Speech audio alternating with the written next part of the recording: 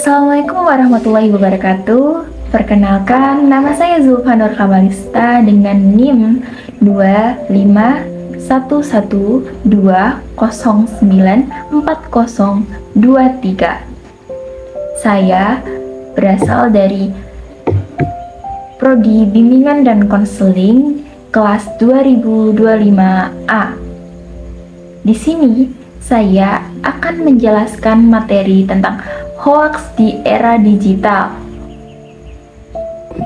Bapak, Ibu, dan teman-teman sekalian, menurut Kamus Besar Bahasa Indonesia, hoaks yang ditulis sebagai hoaks yang berarti informasi bohong. Fenomena ini akhir-akhir ini sangat marak di dunia maya.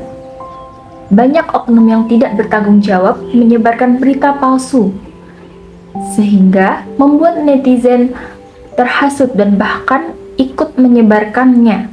Tentu saja hal ini sangat merugikan, terutama untuk si korban yang terfitnah. Nah, pertanyaannya, bagaimana sih caranya agar tidak mudah terhasut oleh hoaks ini? Inilah yang akan dibahas di diskusi kali ini. Baik teman-teman, sebagai contoh kasus, akhir-akhir ini sempat beredar sebuah video di media sosial yang menggambarkan tentang kematian Bapak Joko Widodo, mantan Presiden ke-7 Indonesia. Video tersebut tersebar luas di berbagai platform dan tentu saja langsung menarik perhatian banyak orang. Sayangnya, tanpa mencari kebenarannya terlebih dahulu, banyak masyarakat, terutama kalangan orang tua atau mereka yang kurang memahami dunia digital, langsung percaya dengan berita tersebut. Padahal setelah ditelusuri, informasi itu tidak benar atau berita hoax. Kasus seperti ini menunjukkan betapa mudahnya berita palsu menyebar di media sosial dan bagaimana dampaknya bisa membuat masyarakat salah paham atau bahkan menimbulkan fitnah. Begitu. Dampak dari kasus tersebut tentu saja cukup besar. Banyak masyarakat yang langsung percaya terhadap berita itu karena informasi yang diberikan kurang spesifik dan belum ada klarifikasi langsung dari pihak yang bersangkutan. Akibatnya, banyak orang, terutama ibu-ibu dan masyarakat, yang belum terbiasa memilih informasi dan langsung membagikan ulang kabar tersebut ke grup-grup WhatsApp seperti grup keluarga, arisan, atau tetangga. Dalam waktu yang singkat, berita palsu tersebut akan menyebar semakin luas. Hal ini menunjukkan bahwa masih banyak masyarakat yang belum mampu membedakan antara informasi yang benar dan yang merupakan hoaks, sehingga menimbulkan keresahan, kesalahpahaman, dan perspektif negatif di kalangan masyarakat.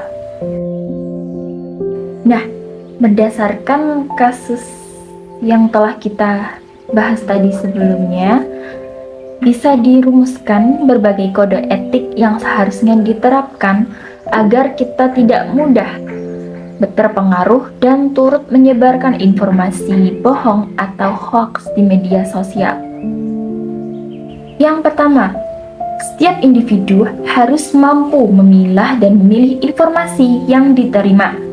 Kita tidak boleh langsung mempercayai dan membagikan informasi yang belum jelas kebenarannya. Kebiasaan untuk membaca dan meneliti, memahami konteks, dan memeriksa sumber informasi itu sangat penting agar tidak terjadi kesalahpahaman di tengah masyarakat. Yang kedua, kita harus mencari sumber yang terpercaya terlebih dahulu sebelum menyebarluaskan informasi. Sumber yang asli atau sah biasanya berasal dari media resmi, lembaga pemerintahan, atau pernyataan langsung dari yang bersangkutan.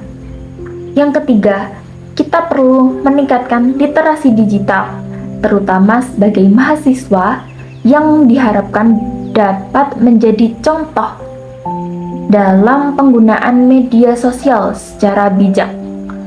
Literasi digital mencakup kemampuan berpikir kritis, memahami kebenaran informasi, serta menahan diri untuk tidak ikut menyebarluaskan berita yang belum pasti. Selain itu, sebagai bagian dari masyarakat, kita juga mempunyai tanggung jawab moral untuk mengajak lingkungan sekitar agar lebih berhati-hati dalam menerima informasi. Misalnya, dengan memberikan edukasi ringan kepada keluarga, terutama pada orang tua, tentang bagaimana mengenali ciri-ciri hoaks.